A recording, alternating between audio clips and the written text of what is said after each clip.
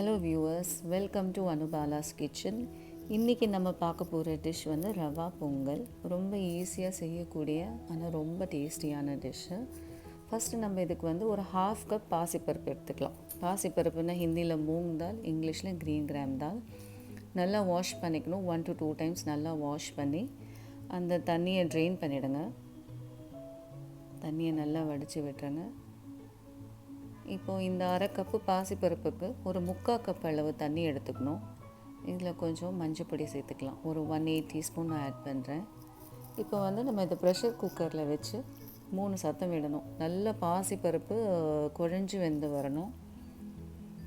3வது சத்தம் ஆஃப் பண்ணிடலாம் குக்கரை.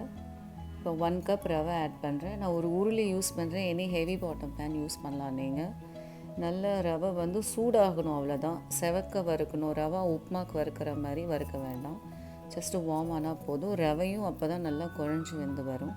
இப்போ 1 கப் ரவைக்கு வந்து 3 கப்ஸ் தண்ணி சேர்த்துக்கலாம். அப்புறம் பொங்கலுக்கு தேவையான உப்பு நான் 1.5 ஸ்பூன் ஆட் பண்ணுறேன். உப்பு உங்கள் தேவைக்கு நீங்கள் ஆட் பண்ணிக்கோங்க. தண்ணி லேசாக கொதிக்க ஆரம்பித்த உடனே ரவையை கலந்துக்கணும். நல்லா கிளறி விட்டே ரவையை கலந்துக்கணும். அப்போ தான் கட்டி தட்டாமல் ரவை வெந்து வரும். நல்லா சாஃப்டாக வேகணும். ரவை திக்காயிட்டு வருது பாருங்கள். இப்போ இந்த சமயத்தில் நம்ம ஒரு தட்டு போட்டு மூடி ஒரு 5 நிமிஷம் லோ ஃப்ளேமில் வேக வைக்கலாம். நல்லா வெந்து வந்துடுது ரவை. இப்போது நம்ம வேக வச்சு எடுத்து வச்ச பாசிப்பருப்பை இதில் ஆட் பண்ணிக்கலாம். நல்லா குழஞ்சி வெந்திருக்கு பாருங்கள். நெய் சேர்த்துக்கலாம். 3/4 கப் அளவு நெய் நம்ம இந்த பொங்கலுக்கு யூஸ் பண்ணுவோம். கொஞ்சம் கொஞ்சமாக நெய் சேர்த்து கிளறி விடணும். நல்லா கலந்து விட்டுக்கோங்க.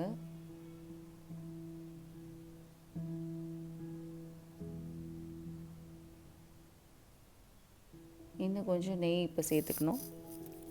1 டேபிள் ஸ்பூன் அளவு நெய் வந்து சீசனிங் எடுத்து வச்சுட்டு மித்தத்தை ஆட் பண்ணிக்கலாம். நல்லா கலந்து விட்டுட்டு மறுபடியும் ஒரு தட்டு போட்டு இது ஒரு 5 மினிட்ஸ் லோ ஃப்ளேமில் குக் பண்ணும். லோ ஃப்ளேமில் 5 மினிட்ஸ் குக் பண்ணும். சீசனிங் இப்போ ரெடி பண்ணிக்கலாம். ஒரு டீஸ்பூன் மிளகு, ஒரு டீஸ்பூன் ஜீரகம், இஞ்சி 3ம் நல்லா குறைன்னு பொடி பண்ணிக்கலாம். மிக்சியில் பவுடராக ஆக்கணும்னு அவசியம் இல்லை. நெய் சூடு பண்ணிக்கலாம். இப்போது சீசனிங் ரெடி பண்ணுறதுக்கு 1 டேபிள் ஸ்பூன் நெய் நம்ம எடுத்து வச்சோம் இல்லையா, அது போதும். இந்த மிளகு, ஜீரகம், இஞ்சி இடித்து வச்சது, அப்புறம் ஒரு 3 டேபிள் ஸ்பூன் அளவு முந்திரி பருப்பு நான் போடுறேன். கம்மியாகவோ ஜாஸ்தியாகவோ உங்கள் விருப்பத்துக்கு ஏற்றாப்புல நீங்கள் சேர்த்துக்கலாம்.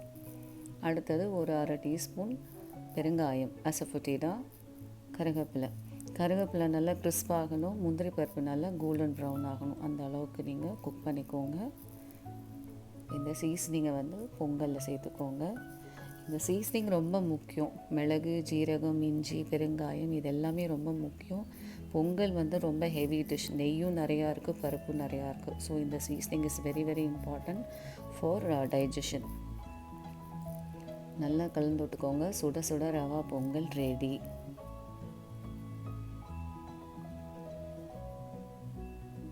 ரவா பொங்கலை இப்போ வந்து நம்ம குட்ஸு தேங்காய் சட்னியோடு சர்வ் பண்ணுறோம். சாம்பார் அண்ட் தேங்காய் சட்னியோடையும் ரவா பொங்கல் ரொம்பவே நல்லாயிருக்கும். கண்டிப்பாக ட்ரை பண்ணி பாருங்கள். இதுக்கு டீட்டெயில்டு டெக்ஸ்ட்டு ரெசிபி லிங்க் வந்து டிஸ்கிரிப்ஷன் பாக்ஸில் இருக்குது. கண்டிப்பாக பாருங்கள்.